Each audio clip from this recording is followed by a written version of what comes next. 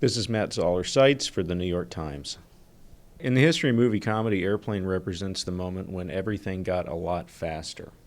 It's very much in the tradition of the anarchy spirit of comedy, which is represented by the likes of the Marx Brothers and Laurel and Hardy, and particularly W.C. Fields, whose movies like Never Give a Sucker and Even Break were just about as close to pure surrealism as American studios ever produced.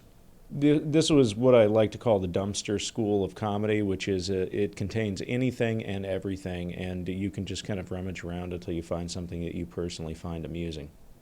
The movie was co-directed by a team known as ZAZ, which stands for Jerry Zucker, his brother David Zucker, and Jim Abrams. They come out of a counterculture tradition of comedy.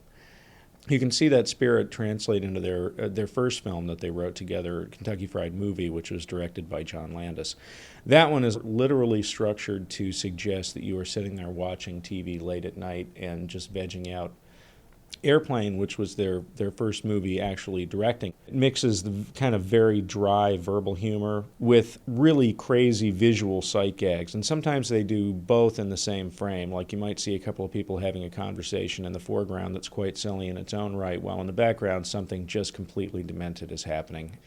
Abrams Zucker also cited Mad Magazine as an influence. And if you look at Mad Magazine, you can see a similar aesthetic being practiced.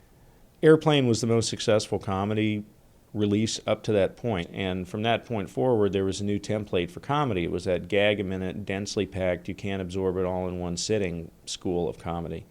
You can also see the influence reflected elsewhere in popular culture, particularly in some of the animated shows that came along in the 80s after ZAZ came in. The Simpsons and South Park and Family Guy, to name just three, also operate in this kind of Airplane tradition, trying to see how much they can put into 22 minutes plus commercials. The track record of movies has not been quite as good unless ZAZ was associated with them. Films like Date Movie and Epic Movie and the Scary Movie franchise, which David Zucker himself directed a couple of segments of, have their moments, but they are nothing near the kind of level of delirium that you get from ZAZ at their best. They had their own thing going on, and they did it better than almost anybody. For the New York Times, I'm Matt Zoller Seitz.